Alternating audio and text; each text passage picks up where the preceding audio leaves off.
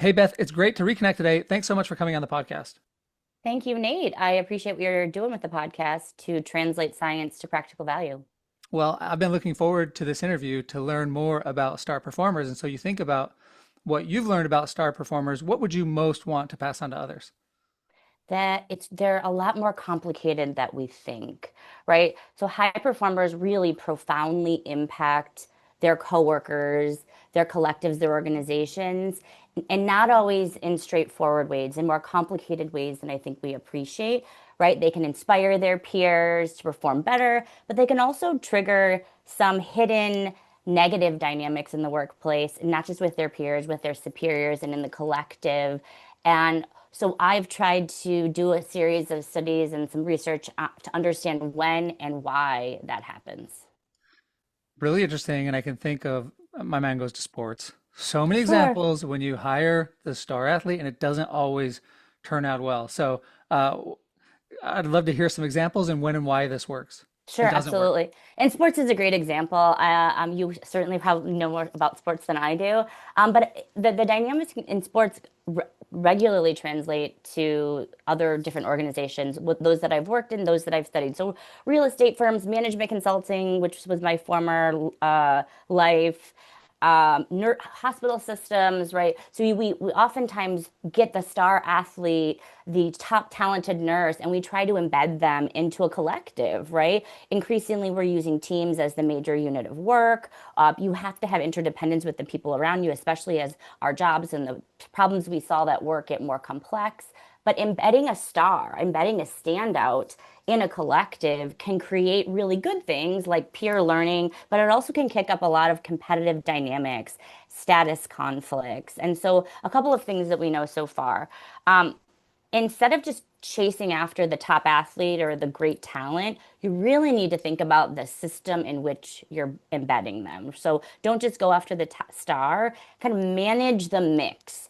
And it might not be always in ways that are straightforward. So we actually found that if you are trying to embed a star or a high performer in a really collective, cooperative context, that could kick up surprisingly, that could kick up a lot of dynamics because that person is essentially a positive norm deviant in a place that really likes harmonious norms. So that's just one example of a context that you might think you could embed a star in, but they might be disproportionately disadvantaged there.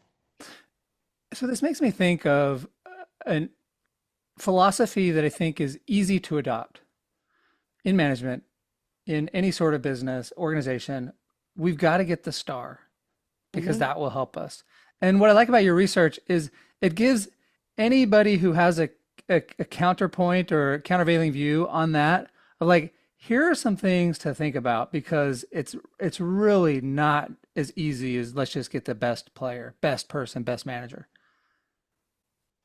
Right, absolutely. And we can be thinking about that in a couple of different levels. So my mom, my late mother would say, wait, so are you just trying to advocate for everybody being like delightfully average? No, of course not. We need talent. We need those folks. But who those folks are and how we embed them matters. So for instance, at the individual level, for high performers, for stars, for people, for your audience members who are stars themselves or manage a star, we know that shocking humility matters, right? So stars who acknowledge others contributions, who try not to be so gilded and perfect but are willing to admit weakness or give credit to the collective, that will reduce envy and threat among their peers. So it's who the star is and how they operate, how they move through the team and the collective, that matters a lot.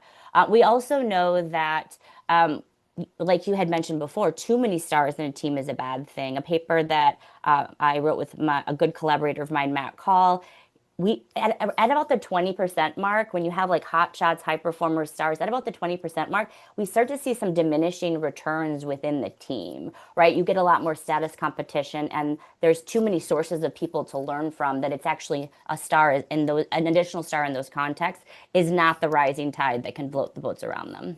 Okay, so that's really interesting. If we're going to go after the star, there are some characteristics that we should really be paying attention to, and one of those is humility. I Hmm. was just thinking about a football coach who I follow closely. I'm not going to name any names. maybe they're listening at some point, but got hired at a job. And I instantly thought, that is not a good fit for that Mm, person. That is not mm, a good cultural fit. There are a lot of reasons why this is not a good fit. And this coach is not humble. My outside perspective, I don't know this coach, but they don't seem like a very humble coach. But he was a star. I mean, mm, undoubtedly, I think everybody would agree that he was a star. And he was just he was fired recently. It did not work out well. And mm. I think those two things, one, it wasn't who exactly knows why it didn't work, but just kind of the outsider, my kind of outsider perspective is it was never the right culture to begin with. And tacking on this lesson that you're sharing is he's not known for being humble. That's a really tough situation for him to thrive in. Right, absolutely. And we see this in a ton of different contexts outside of sports as well, where the promise of a star isn't just the output that they themselves have, right? It's how they share and make the collective better. And so the people who make the collective better are the high performers who you want to look at as a role model. You want to see as a source of learning. And it's hard to learn from someone whose ego gets in the way of that, right? That they're just trying to eclipse the people around them. The other thing that I would say, it also matters the people around them. So we found that if people are learning oriented, if they themselves can kind of check their ego at the door, a star can be really helpful for them and not threatening. But it's a balance, right? Because you can understand why a high performer brought into any collective, right? They have the potential to increase the size of the collective pie, right? But they're also probably going to earn a disproportionately large slice of the pie, and that sets up these sort of tensions and complicated, nuanced dynamics. Yeah, really interesting. In leadership, we talk a lot about how, of course, the personality and traits and behaviors of the leader matter, but just as important are the people the leader is surrounded with, the Absolutely. followers, peers. And so that makes a lot of sense too, to think about, okay, if we are bringing in a star, what is the star like? But also, what are the people like that we're bringing the star in to work with?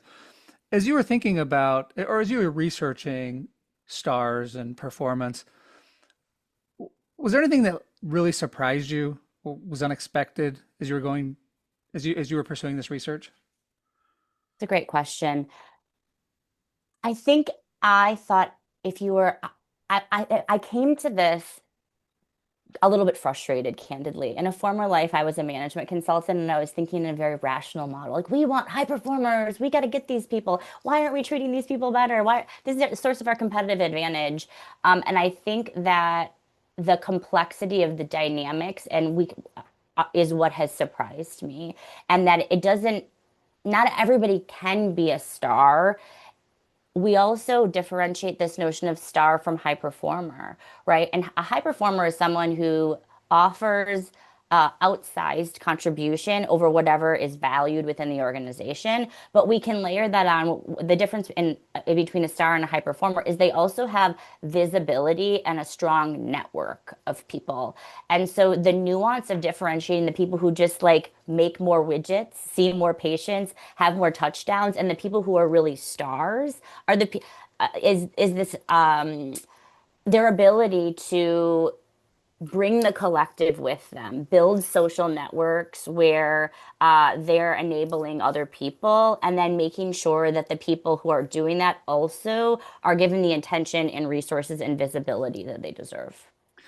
So is there often conflict between the star and the high performer, or maybe a slightly different version of that question is, Mm. do high performers often think that they are stars without realizing that maybe they're just a high performer? I love that question. I've never gotten it before. Right. Well, we know there's certainly people who are high performers and they think they're a star, but maybe we would describe them as a legend in their own mind, right? Right. They themselves do outperform, but you might not grant them stardom because, they don't have a lot of status or street cred. They're someone who can produce, great, they're a high performer, but they're not someone you would want to emulate or model. And oftentimes they don't see it themselves because these tend to be the people who are low on what we call perspective taking, right? They can't really discern the impact that they have on other people. So a high performer plus the old school emotional intelligence, understanding how you're impacting the people around you. That's what really differentiates them and evolves them to what we would call a star talent in organizations. Well, that's interesting and is just reflective of your earlier point about how much complexity there is around this. There are a lot of things to think about when we're recruiting a star, if we're managing a star. So I think it's so interesting. Well, any final things you'd like to share as we wrap up here?